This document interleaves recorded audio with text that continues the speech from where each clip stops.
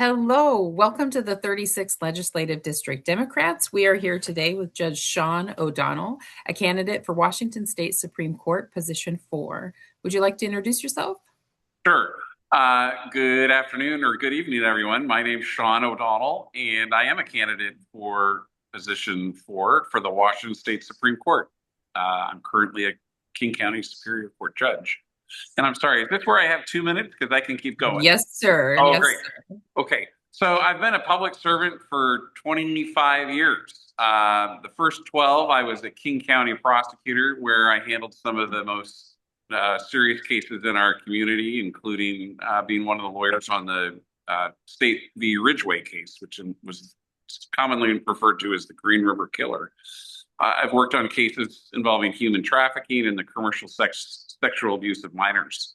As a judge, I've sort of worn all the hats. I've been the chief family law judge, the chief criminal judge. I'm currently the lead judge at our Involuntary Treatment Act court at Harborview Medical Center. And I'm also the special inquiry judge in King County, where I handle investigative cases involving public corruption. I have worked on issues, in fact, affecting the judiciary across the state, including getting money for court interpreters, courthouse security, and pretrial reform. I think I'm most proud of my work in King County, where I helped establish a protection order court, which has resulted in hundreds, if not thousands, of guns being removed from the streets from people who shouldn't have the guns. I'm a consensus builder. I worked with tons of different groups on these projects, and I've made thousands of decisions as a trial judge. The real distinction of being a trial judge is you work with people. And I've had the privilege of doing that my entire career. And I'm really excited about this run for the state Supreme Court, and I would love to have your endorsement. Thanks. Thank you. We will move to our prepared questions, and Joanna has the first one. How would you approach cases asking to overturn long-standing judicial precedent, especially for cases that were decided long ago when Washington State looked differently than it does now? Yeah, so we have a test, a legal test in Washington for overturning prior precedent. And prior precedent means a decision by an earlier court. And that test basically is two things. Number one, was the earlier decision clearly wrong? And then the second question is, was that earlier decision clearly harmful? It's important that we have stability in transparency and consistency in decisions. So overturning prior precedent is not something that should occur lightly. On the other hand, there are real examples of when overturning prior precedent is important. And I think the best I'm sorry, you cut out right there, and we didn't get to hear the best example you were just about to say. My best stuff is left in the glitch. The best example, I think, is in juvenile justice. So this trend started with the U.S. Supreme Court, but it's carried on to our court. And our court has recognized that kids are different. So in earlier decisions, kids could serve a life sentence without the possibility of parole if they committed an adult crime. And we've recognized with brain science and really the realization that kids are different, that law was wrong and it should be changed. So that's a good example of recognizing an issue that was clearly wrong and clearly harmful, respectively. So going forward, overturning prior precedent. Thank you. Yeah, thanks. And we had a little bit of cutout there. If that continues, we may ask you to turn off your camera for a little bit to see if that improves the connection. But okay, fingers crossed it goes better this one. Anita has the second question for you. Artificial intelligence, or AI, is not always a well-defined or understood term. How do you define AI? And how do you think the court should approach using AI in day-to-day operations? Thanks for that question. So I have been really focused on artificial intelligence and how it's going to impact the judiciary and how it could impact the practice of law. So artificial intelligence really is, you asked for my definition of it, it's predictive analysis based on lots of information fed into the computer system. That's a really simple way to describe it. There's also generative AI, which is slightly different than that description. But here's what concerns me about AI. The first is most judicial officers don't know a lot about it. And I think the lawyers are in that same category as well, but the lawyers are using it. And we're starting to see more mistakes come out with how they use it. For the branch, we have to make sure, and I've used this phrase before, AI justice is garbage justice. And what I mean by that is we can never allow human decision making to be replaced by a predictive analysis of an algorithm. I used to be the chief family law judge. There's no way a family law case decision should be made by a computer. There are ways that AI can assist, but we have to be fully aware of what the technology does and what's baked into it. So I really believe that the court needs to educate judges. The branch needs to educate lawyers, and we have to have. The good news is we do have clear principles, but we have to be attending to this change in technology that's moving so fast moving forward. I think I'm out of my time, but if I have a few more, I can keep going. You have 10 more seconds. Oh, so I think to wrap it up, I've been very involved in this issue and I'm very concerned about it. Okay, thank you. Our third question is coming from Howard. The Harvard Crimson recently reported on an emerging two-track clerkship system aligned on ideological grounds with a distinctly different path to clerk for liberal versus conservative federal judges. How does ideological alignment impact the work of a judge, and how can we create and protect a nonpartisan bench? Since electing judges is an inherently political endeavor, how do we ensure that judicial races do not become de facto partisan? Yeah, that's a great concern. Impartiality is one of the key features of a judicial officer and a justice. I believe that if you have two people on the opposite side of an issue and they don't agree on anything, but they agree on the judge, that's a good sign of impartiality. And I'm actually pretty proud of the endorsements that I have represents a broad spectrum of folks who are on different sides of issues. But how do we ensure that that doesn't impact judicial officers when they're on the bench? Well, you have to choose people with records of impartiality. There's, in any campaign, there's always an aspect of politics, unfortunately, and judges, we have to go out and campaign and do broad outreach, but it's super important that we keep our neutrality and our impartiality. You mentioned the law clerks. I guess I would answer that question. When I hire law clerks, what I really want to know is, are they smart and hardworking, and they're going to do a good job? I don't view their political ideology as relevant to their work unless it's super extreme. And then for me, I really take pride in the fact that I never bring politics into the decisions I make. I know what my role is. I know my role is to be impartial. And that's something I think that's reflected in the people who support me for this race. Okay, thank you. And we have the last question coming from Pat McGaw. Okay. Okay. Tell us a little bit about the continuing education requirements for judges. How do you proactively seek out furthering your knowledge and understanding of issues like bias, diversity, inclusion, and accessibility? And can you give an example of how you've applied those to? Sorry, Pooch is making noise. I'm sorry. Can you repeat? Murphy. My dog is making noise behind me. I'm sorry. That's okay. Can you repeat the part where you said, and how do you It was the last part of It says, how do you're furthering your knowledge around bias, diversity, inclusion, and accessibility, and how have you applied any of those to your own work? Right. Okay. So judges, judicial officers, like lawyers, have what are known as continuing legal education requirements. And I tend to mine because I want to be in good standing.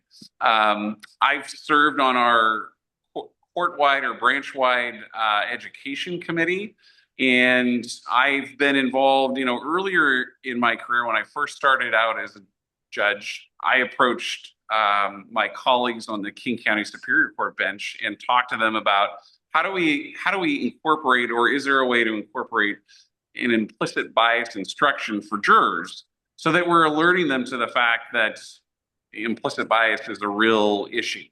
That was, again, earlier in my career. I've kept up on the robust education that judges have on these issues. I think it's an important part of us staying relevant and being aware that bias is throughout our system. How I apply it in decisions I make, this can come up in a variety of ways. It can come up in sentencings. It can come up on how juries are selected. It can come out on how lawyers treat each other. I recently had a case where I sanctioned an attorney for gendered conduct. It was really the worst case I had seen. And I was putting that in an order in letting that lawyer know what he did to a younger female attorney was not okay. I don't tolerate conduct that crosses the line, and I try to be vigilant of it in my courtroom every day.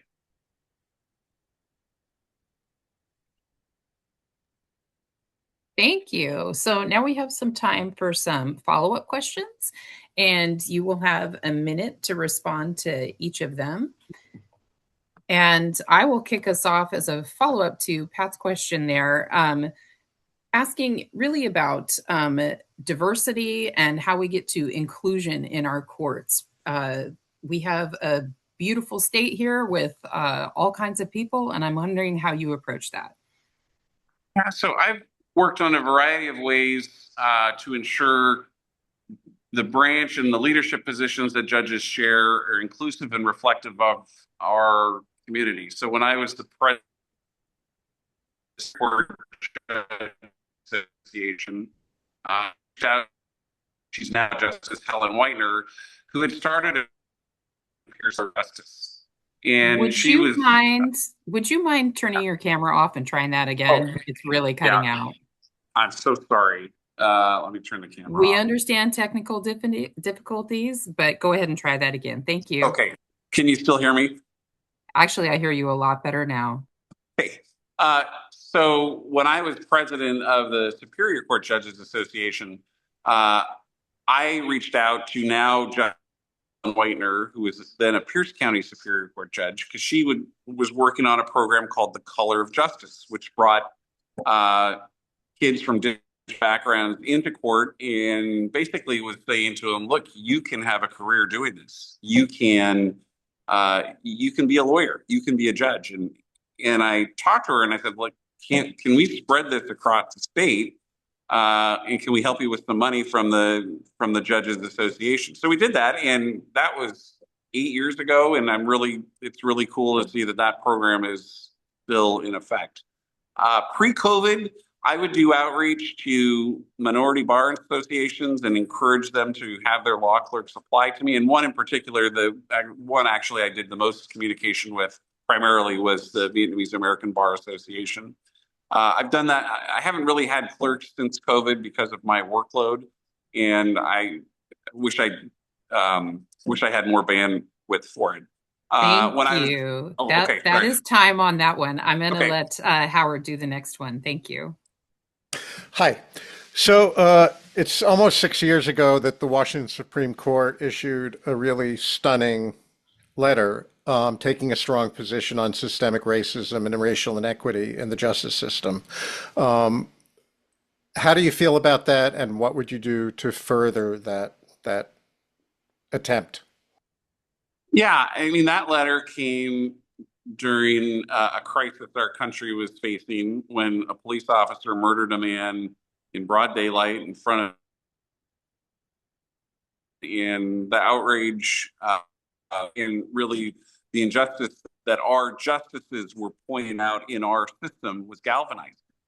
So I was one of the chairs of our legislative committee for the Superior Court judges. And we took that letter, and one of the things we did is we changed our practice on how we analyzed bills. And we were putting in a question of whether or not the bill actually hurt or improved systemic racism in the justice system. I think the Supreme Court needs to be the moral voice for the whole branch. Constantly, whether through education or other outreach in community, is important for any justice who serves up there. And I would want to continue to be part of what has been a very good record of our court doing that. Thank you. We have another follow-up question coming from Pat. Oh, hi again. So this is a follow-up about the issue of precedent, overruling precedent. I guess I have sort of two questions. So one, you said that precedent it has to be considered that it was clearly wrong and that it was clearly harmful. Does a case need to satisfy both prongs of that test or just one prong of that test to be overruled, first of all? And second of all, this is more deeper, but the question about saying, well, if the case has to be clearly wrong or was decided incorrectly, that seems a little bit like circular logic for overturning precedent, right? Because of course, if the case was decided incorrectly in the first place, then of course you should overturn it, right? The problem is that people don't always agree on, if a case was decided correctly or incorrectly. So can you elaborate on that at all, or how do you decide if a case is decided incorrectly? Sure. And I'm really sorry, but I missed you for the last 15 seconds. So I heard the first question, which is it a two-part test or can you just satisfy one of the prongs? And then the second question, what can you repeat that for me? Oh, it's just how do you decide if a case is wrong, though, right? Because people are always going to have differing opinions on if a case is decided incorrectly. Yeah. So the part of the question is, yeah, I think you have to have, at least under our jurisprudence, you have to have both questions answered in the affirmative, say clearly harmful or clearly wrong. Both under our jurisprudence, the current system we have set up to overturn precedent have to be there. And so the clearly wrong, I go back to the juvenile justice case and the brain science and the information about that we have learned about youth impulsivity and immaturity and brain development. When sentences would put a kid who committed a crime at 16 or 17 away for the rest of their life and not take that into account, that was clearly wrong. And you had evidence and science and all the things that supported that notion that you can't adultify child. So I'm using an example of what is clearly wrong, what could it look like? And I think that's probably the best example. And I'm not sure I agree with you that it's circular, because that changed from statutes that had been in place since the 1930s versus the 2000s. Why the law got changed. Thank you. We have just enough time for a quick close. If you want to attempt it with your camera on, we'll be patient if it cuts in or out, or if you want to leave it off, that's fine too. Good luck. Okay.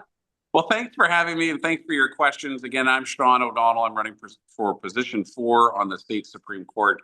I know you all evaluate. So what makes a good justice? I've been rated exceptionally well qualified for this position by the King County Bar Association.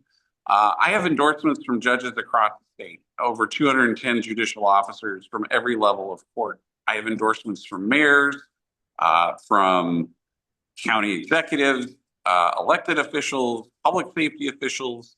And I'm really proud. Senator Jeannie Cole-Wells, who I worked with on human trafficking cases, has endorsed me in this race. And I just want to impart to you that I have a career of consensus building. I've served as a pro tem justice on the state Supreme Court. And those skills in that job, looking for ways to better our judiciary, better the court, are really important.